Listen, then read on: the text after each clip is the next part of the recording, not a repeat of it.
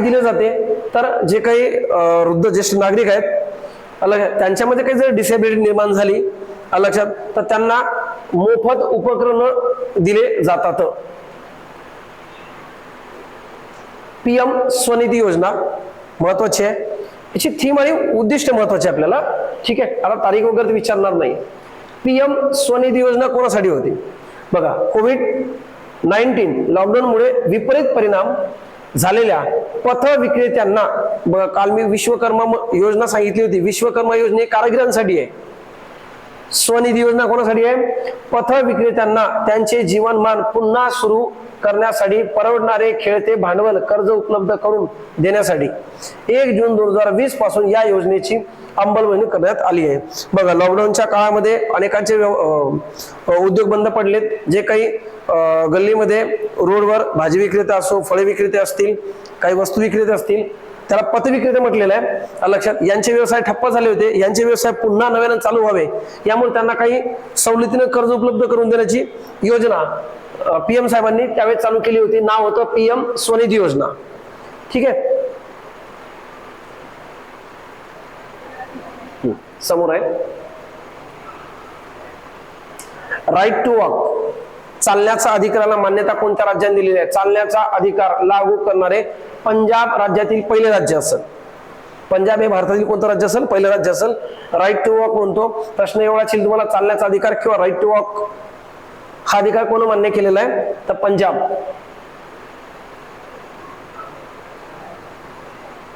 समोरची न्यूज आहे मिथेन उत्सर्जनाचा सामना करण्यासाठी भारताचे उपक्रम. मिथेन जागतिक लेवलवर कार्बन डायऑक्साईड, मिथेन वायू यांच्या उत्सर्जनापासून जी काही ग्लोबल वॉर्मिंग वाढत आहे कळलं, याच्यावर जागतिक लेवलवर प्रयत्न चालू आहेत की मिथेनचा वापर किंवा मिथेन उत्सर्जन कसं कंट्रोल करता येईल. ठीक आहे, कार्बन डायऑक्साईडचं उत्सर्जन कसं थांबवता येईल किंवा कमी करता येईल यासाठी प्रयत्न चालू आहे. त्यावेळेस न्यूज आहे. आता मिथेनच्या संदर्भात मिथेनला काय काय म्हटलं जातं, मिथेन वायूला म्हणतात, मिथेनचा फॉर्म्युला आहे CH4. जर आलं तर सर्वात सरळतल CH4 म्हणतो आपण, सर्वात सरलतम कार्बोहायड्रेट कुठला आहे, मिथेन. मिथेनलाच आपण मार्श गॅस म्हणतो, मार्श गॅस म्हणतो आपण लक्षात. मिथेन वायू उत्सर्जित कुठे होतो तुम्हाला माहिती आहे, बायोगॅस मध्ये मिथेन वायू असतो लक्षात. दलदलीचा प्रदेश जिथं आहे, दलदलीचा प्रदेश या ठिकाणून मिथेन वायू उत्सर्जन होते. एक्झामला प्रश्न पुन्हा येईल तुम्हाला की मिथेन वायूचं उत्सर्जन खालीलपैकी कोणत्या शेतामधून मोठ्या प्रमाणात होते. गव्हाची शेती, ऊसाची शेती, भात शेती किंवा फळ शेती म्हणाल तर भात शेती. तुम्हाला माहिती आहे की भाताचं उत्पादन जी शेती केली जाते हे पाण्यामध्ये दलदलीमध्ये असते ती जमीन, त्यामध्ये भाताचं उत्पादन केलं जाते. म्हणून जिथं दलदल आहे लक्षात, तर असे प्रत्येक स्थळ, प्रत्येक ठिकाण म्हणतो आपण, त्या ठिकाणी कोणता वायू उत्सर्जित होतो, मिथेन वायू. त्याला नाव काय म्हटलं आपण, मार्श गॅस. ठीक आहे, CH4 त्याचं रासायनिक सूत्र आहे. तर उत्सर्जनाचा सामना करण्यासाठी भारताचे उपक्रम कोणता आहे, हरित धारा उपक्रम आहे भारताचा. मिथेन वायूचं उत्सर्जन कमी करण्यासाठी भारतानं हरित धारा उपक्रम चालू केलेला आहे. काय आहे तो, भारतीय कृषी संशोधन परिषदेने हरित धारा हे अँटी मिथेनोजेनिक फीड सप्लिमेंट म्हणजेच पशुखाद्य विकसित केलेले आहे. एक पशुखाद्य आहे ते विकसित केलेलं आहे. हे पशुखाद्य गुरांच्या मिथेन उत्सर्जनात 17 ते 20% प्रमाण कमी करू शकते आणि परिणामी दूध उत्पादन देखील वाढवू शकते. काय बघा मी तुम्हाला सांगतो, मिथेनचं उत्सर्जन दलदलीचा प्रदेश, त्यानंतर मी म्हटलं भातशेत, जनावरांचा गोठा लक्षात, जनावरांचे आथडे लक्षात, या सर्व ठिकाणी काय होते माहिती आहे का, मिथेन वायूचं उत्सर्जन होते. मग त्यांनी काय केलेलं आहे की मिथेन वायूचं उत्सर्जनचं प्रमाण कमी करण्यासाठी एक उपक्रम चालू केलेला आहे, हरितधारा. हरितधारा हे काय, एक पशुखाद्य आहे जे पशूंना दिल्यानंतर त्यांच्यापासून जे काही मिथेन उत्सर्जन होते यामध्ये घट होईल लक्षात, आणि परिणामी काय होईल, दूध उत्पन्नात काय होईल, वाढ होईल. हरितधारा लक्षात ठेवायचं. धारा शब्द दुधाच्या संदर्भात आहे.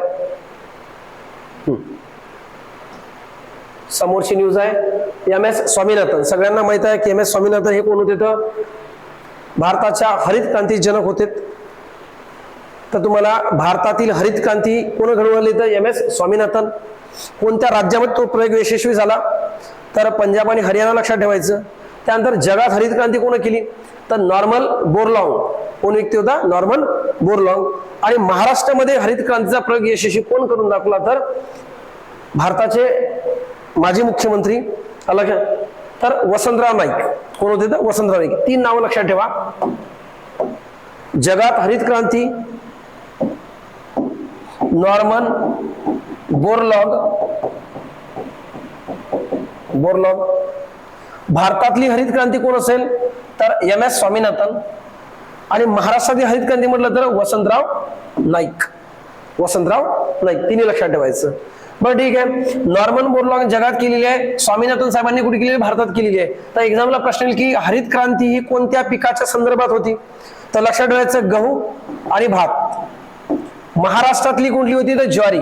महाराष्ट्रातली कुठे होती, तर ज्वारी. महाराष्ट्रातली हरित क्रांती कोणत्या पिकाच्या संदर्भात, तर ज्वारी. भारतातील कोणत्या पिका संदर्भात, तर गहू आणि भात. गव्हाच्या उत्पन्नात भरपूर मोठ्या प्रमाणात वाढ झालेली होती. ठीक आहे. कोणते राज्य म्हटलं आपण, पंजाब आणि हरियाणा. ठीक आहे. स्वामीनाथन साहेबांचं याच वर्षी काय झालेलं आहे, म्हणजे यावर्षी म्हणजे गेल्या वर्षी निधन झालेलं आहे. यावर प्रश्न कन्फर्म येईल. ठीक आहे. भारतातील हरित क्रांतीचे जनक. ठीक आहे. त्यानंतर यांचा जन्म कुठे झालेला आहे, तामिळनाडू. कोणत्या राज्याचे होते, तामिळनाडू. APJ साहेबांचा जन्म सुद्धा तामिळनाडूमध्ये झालेला होता. त्यानंतर त्यांचे पुरस्कार महत्वाचे आहेत आपल्याला. राष्ट्रीय शेतकरी आयोग त्यांनी स्थापन केला होता 2004 ला. लक्षात ठेवायचं 2004चा जो शेतकरी आयोग होता, त्या शेतकरी आयोगाचे अध्यक्ष कोण होते, तर स्वामीनाथन साहेब होते. तर एक्झामला प्रश्न विचाराल की राष्ट्रीय शेतकरी आयोग केव्हाचा, तर 2004 लिहा. ठीक आहे. अध्यक्ष कोण होते, तर स्वामीनाथन. शेतीच्या संदर्भात एखादा प्रश्न जर आला, संस्था वगैरे अध्यक्ष, ठीक आहे, आणि ऑप्शन जर स्वामीनाथन साहेब असेल तर स्वामीनाथनच उत्तर लिहा. यावरूनच तर आता सध्या महाराष्ट्रात नव्हे तर पूर्ण भारतभर स्वामीनाथन आयोगाच्या तरतुदी लागू करा यासाठी आंदोलन चालू आहे. बघा, या आयोगाची शिफारस, प्रमुख शिफारस कोणती होती, किमान आधारभूत किमतीच्या माध्यमातून शेतकऱ्यांना उत्पन्नाची हमी देण्याची सूचना केली होती.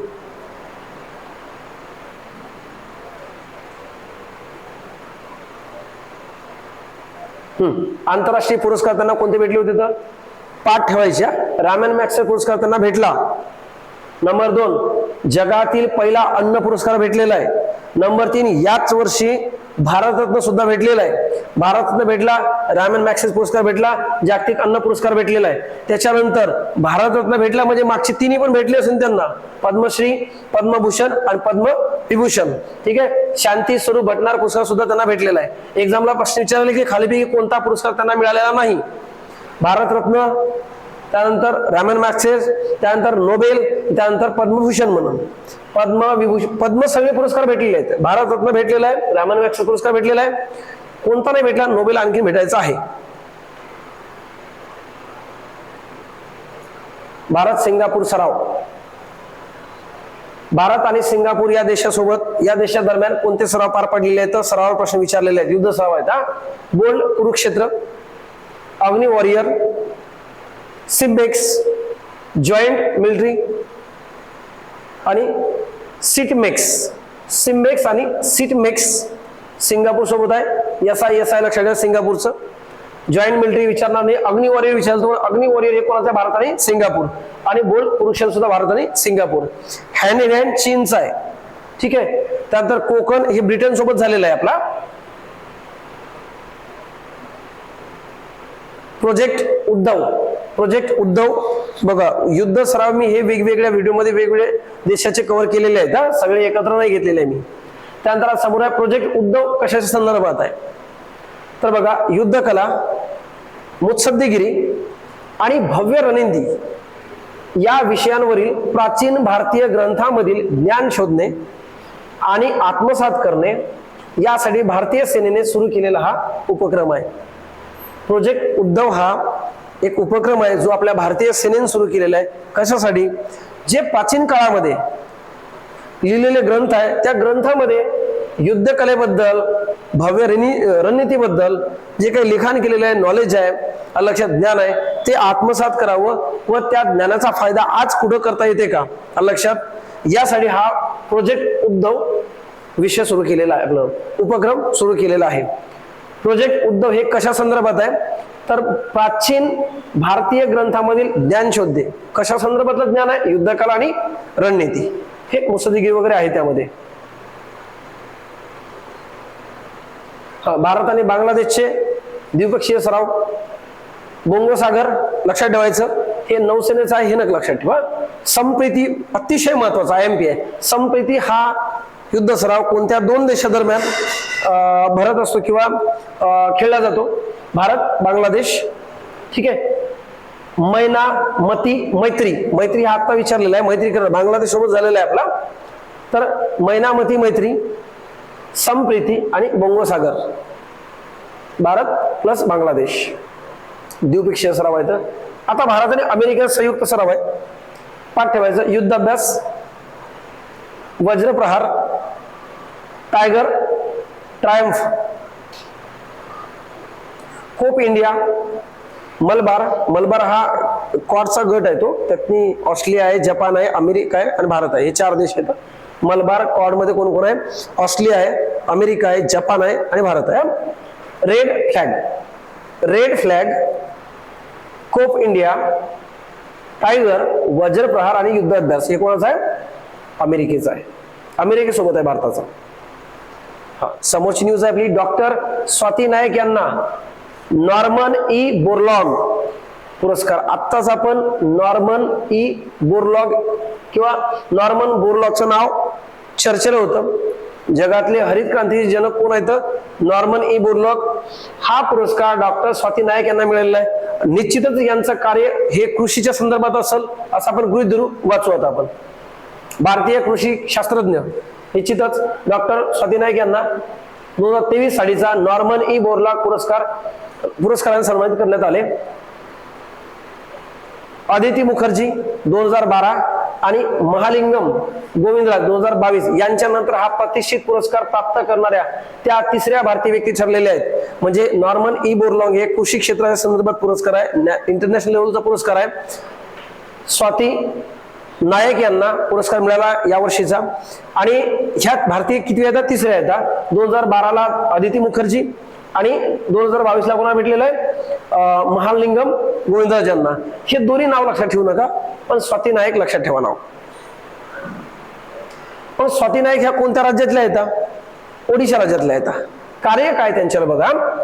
त्यांनी ओडिशातील स्थानिक समुदाय प्रेमाने त्यांना ओडिशातील स्थानिक समुदाय प्रेमाने बिहाना दिदी असे म्हणायचे. बिहाना म्हणजे बीज, ओडिशा भाषा आहे ती.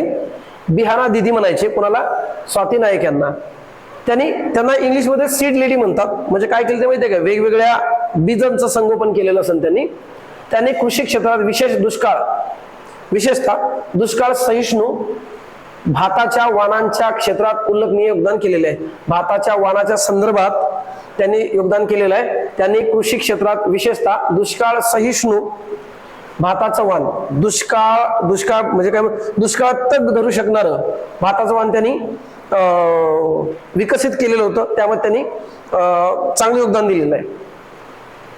डॉक्टर स्वाती नाईक यांनी ओडिशात दुष्काळ सहिष्णू शहाभागी धान तांदळाचं वाण सादर केले.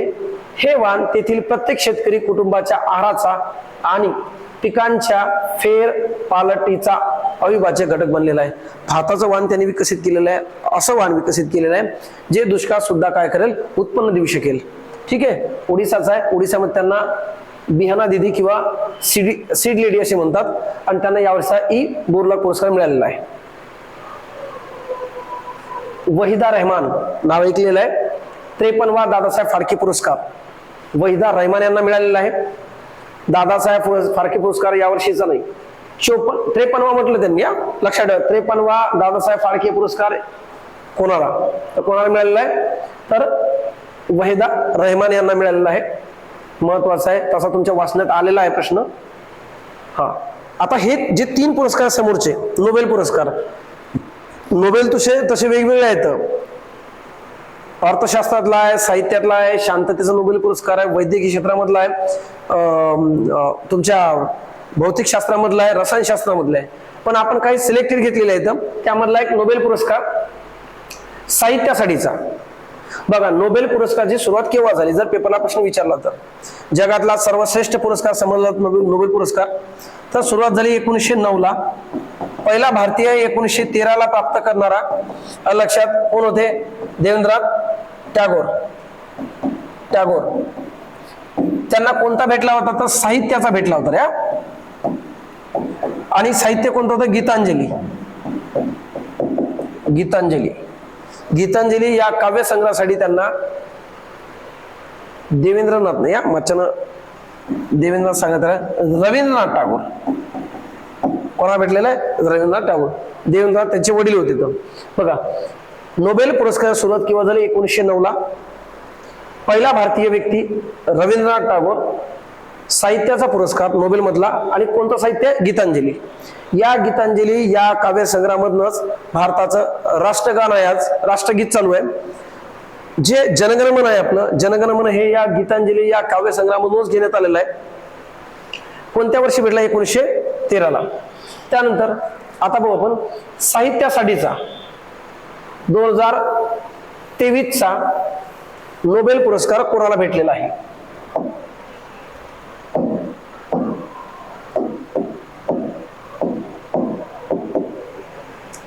युवान फोस, नॉर्वेचे आहेत. लक्षात ठेवायचं, देश खूप महत्वाचा आहे आपला, नॉर्वेचा आहे. कोण आहे? युवान फोस. कुठला आहे? साहित्याचा. मग कार्य पाहू किंवा साहित्य पाहू आपण. अव्यक्त भावनांना शब्दरूप देणारे नाविन्यपूर्ण नाट्य व गद्य लिखाणासाठी त्यांना हा पुरस्कार देण्यात आलेला आहे.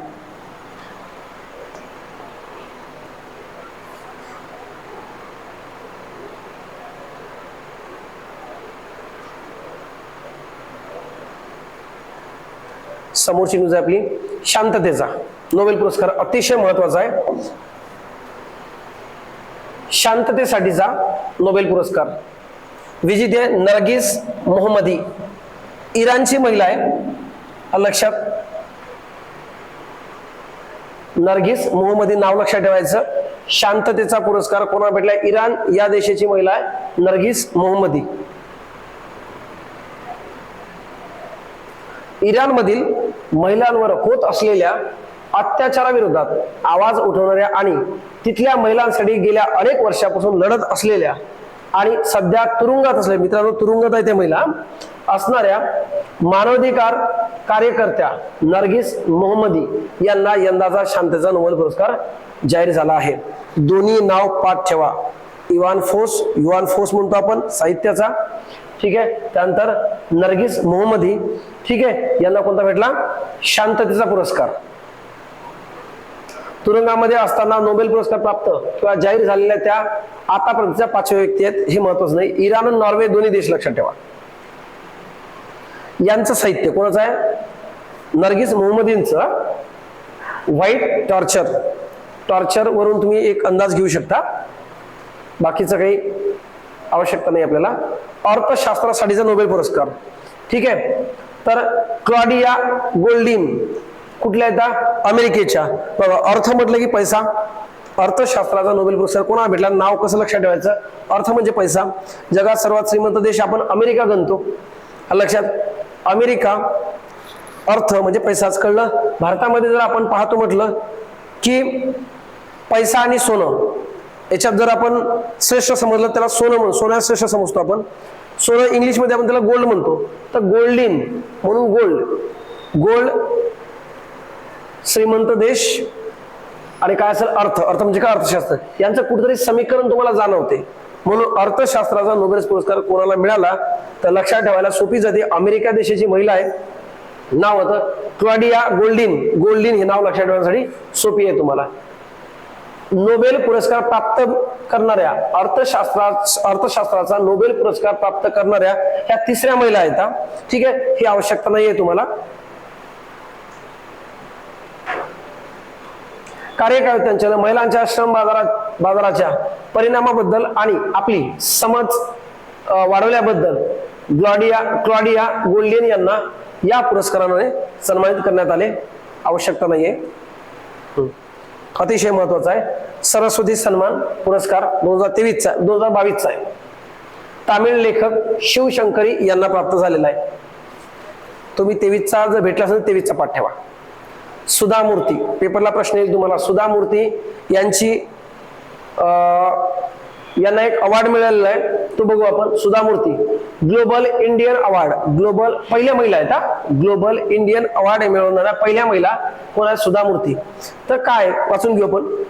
प्रसिद्ध लेखिका, परोपकारी व्यक्ती आणि इन्फोसिसचे सहसंस्थापक नारायण मूर्ती यांच्या पत्नी सुधा मूर्ती यांना कॅनडा इंडिया फाउंडेशन तर्फे टोरंटो येथील एका भव्य इंडो कॅनेडियन उत्सवात प्रतिष्ठित ग्लोबल इंडियन अवॉर्डने सन्मानित करण्यात आले. आता हे डाटा काही महत्वाचा नाही आपल्याला. ग्लोबल इंडियन अवॉर्ड कोणाला मिळाला? सुधा मूर्ती मिळाला. किती महिला आहेत? पहिल्या भारतीय महिला आहेत.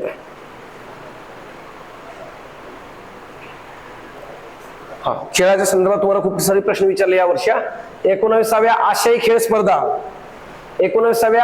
खेळ स्पर्धा कोठे पार पडल्या? एवढं पाठ ठेवा. चीन मधील हंगझाऊ. कुठला आहे? 19व्या आशियाई खेळ स्पर्धा कुठे पार पडल्या? चीन मध्ये पार पडल्या. आणि त्यामध्ये ठिकाण कोणतं आहे? हंगझाऊ.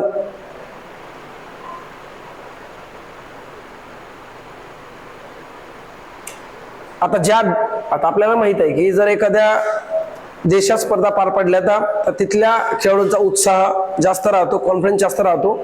लक्षात साहजिक गोष्ट आहे की तिथलेच खेळाडू चांगली कामगिरी करू शकेल. आणि सेम तेच झालेलं आहे की सर्वात जास्त मेडल ह्या चीनच्या देशांनी दिलेले आहेत.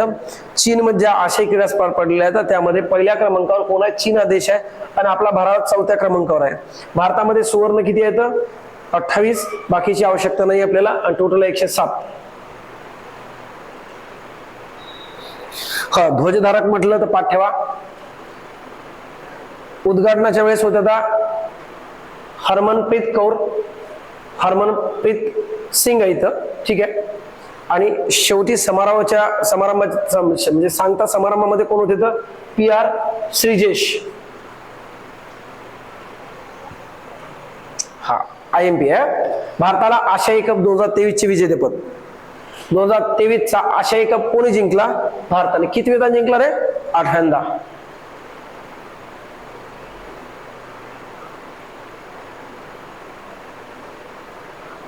शेवटची न्यूज आहे आपली. 16 सप्टेंबर जागतिक ओझोन दिन. बघा